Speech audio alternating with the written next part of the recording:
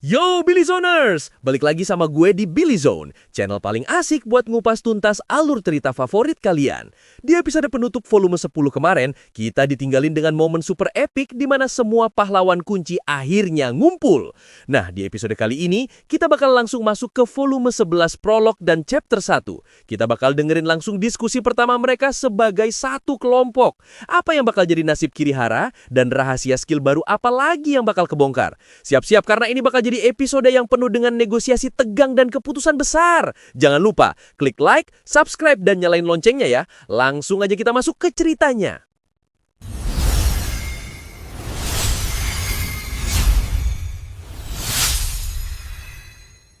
Jadi, kita mulai dari momen di mana Touka langsung ngambil alih diskusi. Dia ngajuin lagi rencananya, pakai sihir freeze ke Kirihara. Dia jelasin, sambil bohong halus tentunya, kalau skill ini kayak cryo sleep, bikin Kirihara mati suri selama 300 hari, tapi nggak ngebunuh dia. Ini solusi damai buat ngatasin masalah Kirihara. Ayaka yang jelas masih nggak percaya sama Touka, langsung nanya ke satu-satunya orang yang dia percaya. Hijiri-san, gimana menurutmu? Dan disinilah kita dapat pengungkapan besar dari Hijiri. Hijiri ini jelasin, kalau skill uniknya udah berevolusi. Dia sekarang punya kemampuan buat ngedeteksi kebohongan. Dan setelah itu, dia ngasih validasi yang paling ditunggu-tunggu. Aku tahu, Mimori-kun gak bohong sama kita.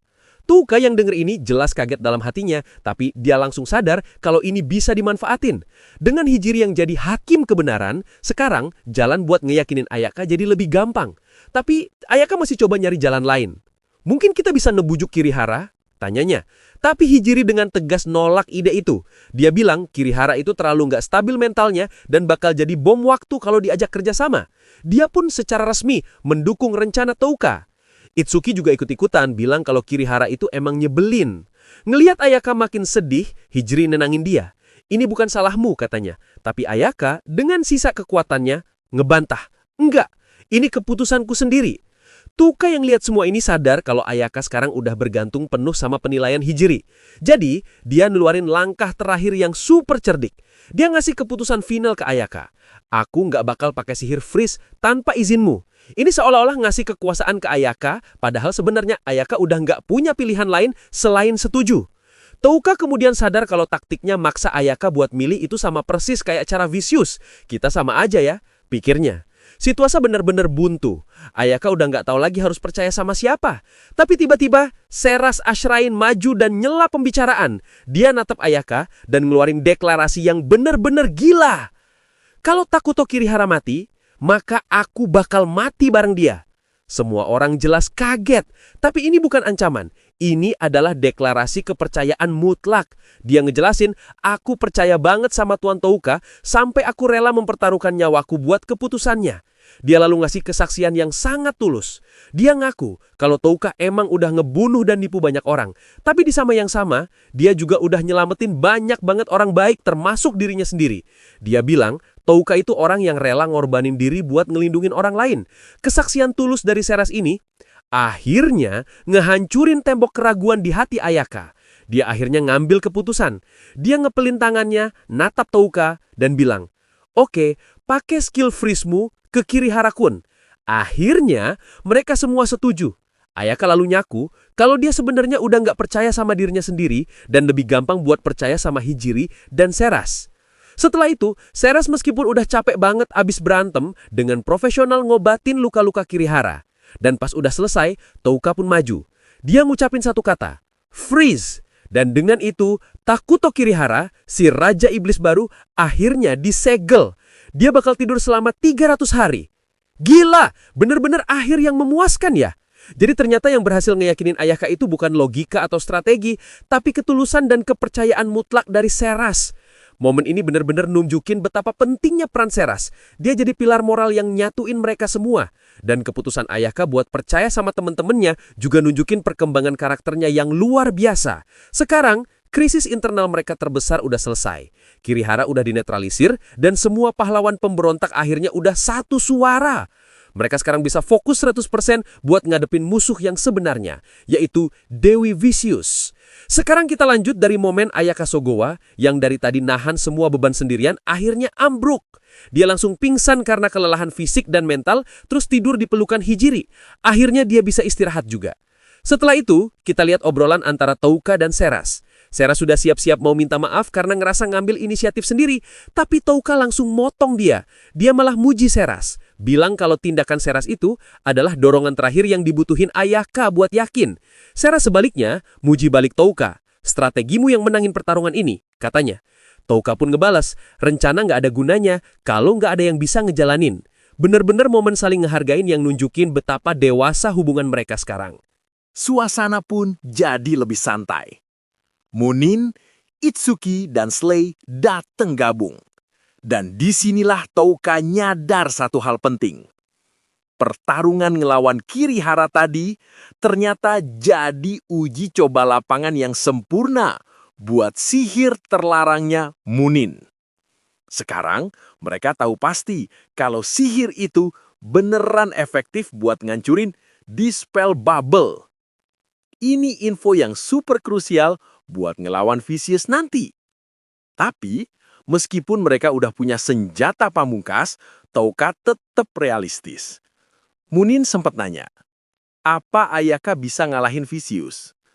Touka mikir, Hijiri yang kelas S aja kalah, meskipun Vicious lagi lemah. Jadi, meskipun Ayaka lebih kuat, kekuatan Vicious yang sebenarnya masih jadi misteri besar. Touka juga masih mikirin kartu truf lain yang mereka punya. Skill Queen Bee-nya Asagi. Kalau Asagi bisa deketin Vicious, skill itu bisa jadi kunci kemenangan mereka. Touka dan Hijiri lalu nyari tempat buat ngobrol berdua. Dan pertanyaan pertama Hijiri bener-bener langsung ke intinya. Dia nanya, Mimori Touka yang dulu ku kenal, itu cuma acting ya? Dan Touka untuk pertama kalinya ngakuin kebenarannya ke sesama pahlawan. Dia bilang, iya, itu sandiwara. Dia ngejelasin kalau karena situasi keluarganya yang rumit, dia terpaksa harus jadi karakter latar yang gak berbahaya biar bisa bertahan hidup. Hijiri nerima penjelasan ini. Dan yang lebih mengejutkan, dia bilang, secara pribadi, aku nggak benci dirimu yang sekarang. Dia ngaku kalau kepribadian asli Touka ini lebih cocok buat bertahan hidup. Bener-bener momen pengakuan dan penerimaan yang dalam banget. Setelah itu, obrolan mereka pindah ke topik yang paling penting. Ayaka Sogo. Touka muji semua kehebatan Ayaka, dari kekuatan sampai kebaikannya. Tapi dia nyebut satu kata kunci. Murni. Dan Hijiri langsung setuju. Tapi dia nambahin, kalau kemurnian itu adalah pedang bermata dua.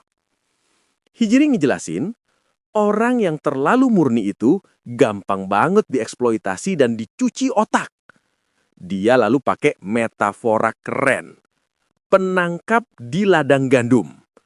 Maksudnya, orang semurni Ayaka itu butuh pelindung yang ngerti kejahatan dunia buat ngejaga dia. Dan selama ini, Hijirilah yang ngambil peran pelindung itu. Dan disinilah Hijiri ngungkapin penyesalannya. Dia ngaku justru karena kemurnian Ayaka itulah dia jadi ragu-ragu buat ngasih tahu rencananya ngelawan Vicious.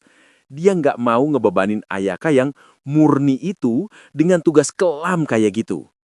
Dia lebih milih nanggung semuanya sendirian. Ini nunjukin betapa dalamnya kepedulian Hijiri ke Ayaka. Gimana Billy Zoners? Bener-bener obrolan yang super dalam ya. Kita akhirnya dapat konfirmasi kalau Touka yang dulu itu emang cuma topeng. Dan kita juga lihat gimana Hijiri dengan dewasanya bisa nerima Touka yang asli. Analisis mereka soal Ayaka itu bener-bener tepat sasaran. Ini ngejelasin banget kenapa Ayaka bisa gampang banget dimanipulasi sama Vicious. Kemurniannya itu bener-bener jadi kelemahan terbesarnya. Dan peran Hijri sebagai pelindung Ayaka itu benar-benar bikin kita makin hormat sama dia. Dia bukan cuma ahli strategi yang dingin, tapi juga sahabat yang sangat peduli.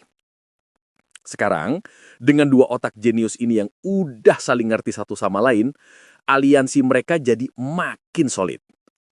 Apa bakal jadi rencana mereka selanjutnya setelah analisis mendalam ini? Jadi kita lanjut dari momen di mana Hijri ngungkapin rencana aslinya. Ternyata, dia emak sengaja nggak ngasih tahu Ayaka soal rencananya ngelawan Vicious. Kenapa? Karena dia tahu Ayaka itu terlalu polos dan nggak pinter bohong. Dia takut Ayaka malah ketahuan sama Vicious. Dia juga ngaku, dengan ngebiarin Ayaka nggak tahu apa-apa, dia sengaja ngejadiin Ayaka umpan buat ngalihin perhatian Vicious sekaligus ngelindungi Ayaka dari kemarahan si Dewi. Bener-bener rencana berlapis yang nunjukin betapa dalamnya pemikiran Hijri. Setelah itu, mereka mulai nganalisis kegagalan mereka. Hijri nyalahin diri sendiri. Lihat aja rekam jejakku, isinya cuma kegagalan. Tapi Touka dengan bijaksananya ngehibur dia. Dia bilang, meskipun gagal, hasilnya masih bisa kita atasi. Kalian semua selamat, Ayaka juga selamat. Ini nunjukin kedewasaan Touka yang ngeliat hasil akhir, bukan cuma proses. Obrolan mereka lalu pindah ke topik yang lebih personal. Beban jadi pemimpin. Touka ngaku kalau dia dan The Lord of the Flies itu nggak semaha kuasa yang orang kira. Dia harus terus-terusan kelihatan persempurna. Dan disinilah dia ngungkapin filosofi balas dendamnya. Jangan merencanakan balas dendam kalau kamu nggak siap ngotorin tanganmu sendiri, katanya. Dia sadar kalau perjalanannya ini egois dan karena itulah dia harus nanggung semua bebannya sendirian. Hijri yang dengar ini cuma bisa ketawa kecil. Vicious akhirnya nyingkirin seorang pahlawan ya, katanya. Nyindir gimana Touka yang dibuang justru jadi bebas buat ngelakuin apa aja. Mereka benar-benar udah di level pemahaman yang sama. Di akhir, Hijri sempat mau nanya soal kepastian skill freeze, tapi dia nggak jadi. Dia mutusin buat percaya aja sama Touka. Mereka lalu ganti topik, nganalisis kenapa Vicious nggak datang langsung. Mungkin takut sama sihir terlarang atau lagi nyiapin rencana lain. Mereka sadar, mereka nggak boleh lengah. Touka dan Hijri kemudian ngebahas soal hati Raja Iblis. Mereka nyimpulin, kemungkinan besar Vicious udah berhasil mendapatkan hati itu dari Kirihara. Hijri bahkan curiga kalau bola hitam yang dipakai Vicious dulu itu juga dari esensi sumber yang sama. Dan dari sini mereka nyampe ke kesimpulan yang paling mengerikan. Vicious ngumpulin semua kekuatan itu buat dirinya sendiri. Dan dari awal emang nggak pernah niat mulangin para pahlawan. Dia mungkin udah nyingkirin semua pahlawan di masa lalu pakai cara yang sama. Menyadari ini, Touka pun nyusun rencana propaganda yang super jenius untuk nyatuin semua pahlawan. Dia minta Hijri buat nyampein satu pesan simpel tapi kuat ke Ayaka dan yang lain. Kita nggak bakal bisa pulang, kecuali kita ngalahin Vicious. Bener-bener strategi yang brilian. Dia ngasih semua pahlawan satu tujuan bersama yang jelas dan motivasi yang super kuat. Nggak ada lagi keraguan, nggak ada lagi abu-abu. Musuh mereka cuma satu. Tapi ada satu masalah besar, Ayaka Sogou. Mereka sadar kelemahan terbesar Ayaka adalah teman-temannya yang masih kejebak di Alion. Selama mereka masih jadi sandera Vicious, Ayaka nggak bakal bisa berantem dengan kekuatan penuh. Jadi, buat sementara, mereka mutusin buat nyebarin gosip kalau Ayaka hilang atau tewas, biar Vicious gak curiga. Touka udah hampir putus asa mikirin cara nyelamatin sisa pahlawan itu. Tapi disinilah Hijri ngeluarin kartu truf terakhirnya. Dia bilang ada cara buat ngeluarin mereka dari Alion. Lewat siapa? Lewat orang dalamnya di Alion. Setelah ragu-ragu sebentar, Hijiri akhirnya mutusin buat ngebongkar semuanya. Oke, kita harus saling berbagi info, katanya. Dan dia pun nyebutin namanya. Kolaboratorku adalah Nyantan Kikipat. Touka jelas kaget banget. Kakaknya Nyaki? Dia langsung sadar gimana semua ini nyambung. Hijiri yang ngeliat ini langsung ngeliat keuntungan baru. Dia bilang, dengan adanya info soal Nyaki, mereka bisa bikin Nyantan jadi makin setia. Setelah itu, Hijiri ngejelasin soal senjata spionase mereka super canggih. Ternyata, dia ngasih Nyantan sebuah smartphone dari dunia kita. Ponsel itu peninggalan pahlawan yang udah gugur, terus dimodifikasi sama Hijiri. Dia pakai skillnya Itsuki buat ngecharge baterainya. Dan Vicious, dia sama sekali nggak curiga, ngira ponsel itu cuma barang rongsokan yang nggak berfungsi. Tugas Nyantan apa? Ngerekam percakapan Vicious diem-diem. Soalnya, Hijiri udah ngilangin suara bip pas rekaman dimulai. Bener-bener rencana spionase ala James Bond. Touka yang denger semua ini jelas kagum banget sama kejeniusan Hijiri. Dia sadar kalau Hijiri ini bener-bener ahli strategi yang gak bisa diremehin. Pandanganmu itu tertuju ke gambaran besar ya, puji Touka. Dan disinilah kita dapat momen perkembangan karakter paling penting buat Touka. Dia sempat mikir, sebenarnya nyelamatin teman sekelasku itu gak ada hubungannya sama balas dendamku. Dia bisa aja ngelanjutin rencananya sendiri. Tapi, dia ingat lagi wajah Nyaki pas nyebut nama kakaknya. Dan dia pun nyampe ke satu kesimpulan yang super dalam. Dia bilang ke Hijiri, Nyaki, nyelamatin dia sama aja kayak nyelamatin diriku sendiri.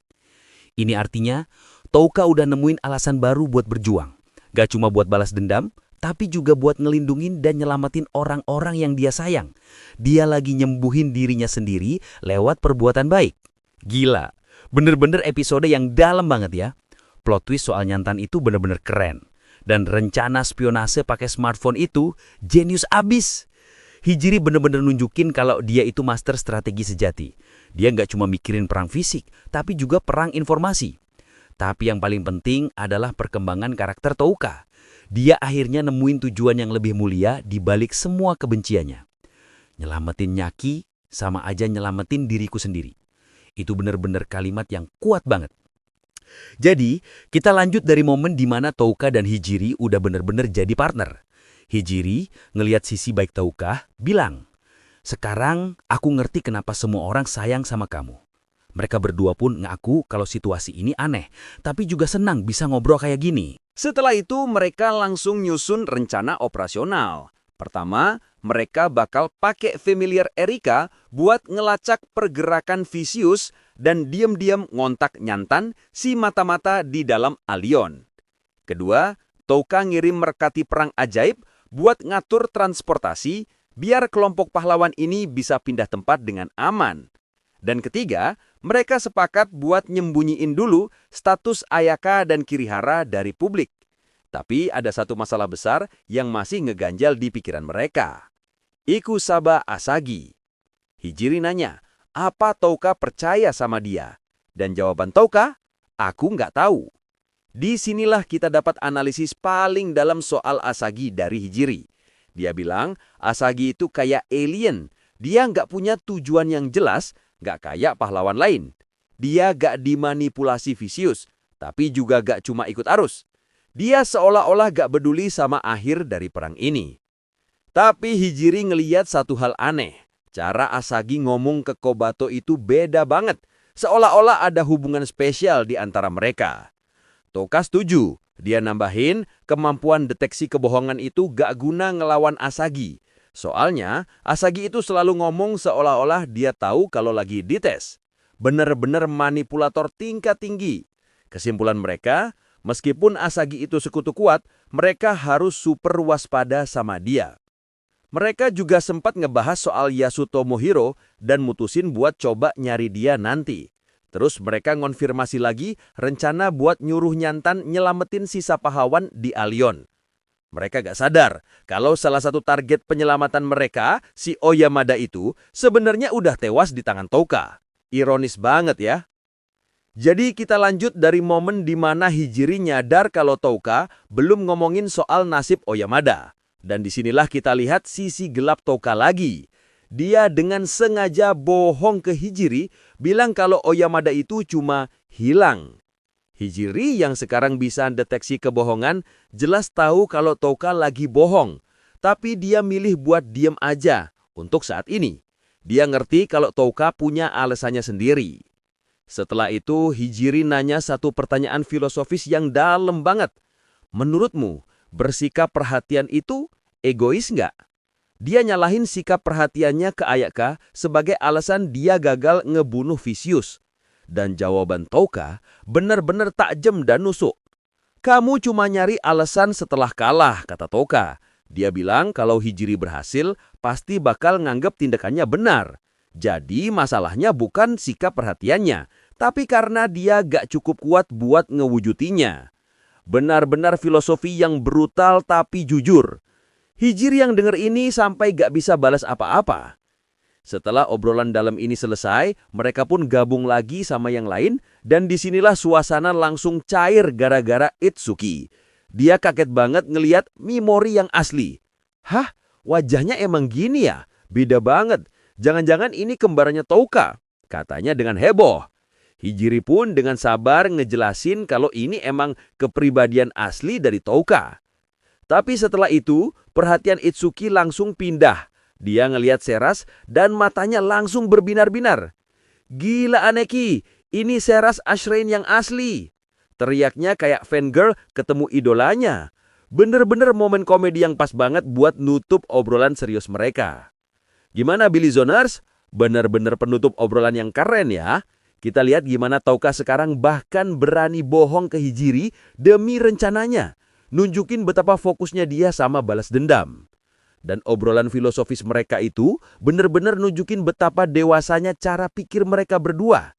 Mereka udah bener-bener saling ngerti satu sama lain di level yang beda. Bikin aliansi mereka jadi super solid. Reaksi kocak Itsuki di akhir juga jadi penutup yang manis. Setelah semua ketegangan dan drama, akhirnya mereka bisa sedikit santai. Ini benar-benar nunjukin kalau kelompok pahlawan pemberontak kita ini punya dinamika yang unik. Apa yang jadi langkah pertama dari aliansi baru yang super kuat ini? Tulis semua prediksi kalian di bawah. Jangan lupa like, share, and subscribe channel Billy Zone, biar kita bisa terus ngikutin kelanjutan ceritanya. Sampai jumpa di episode berikutnya.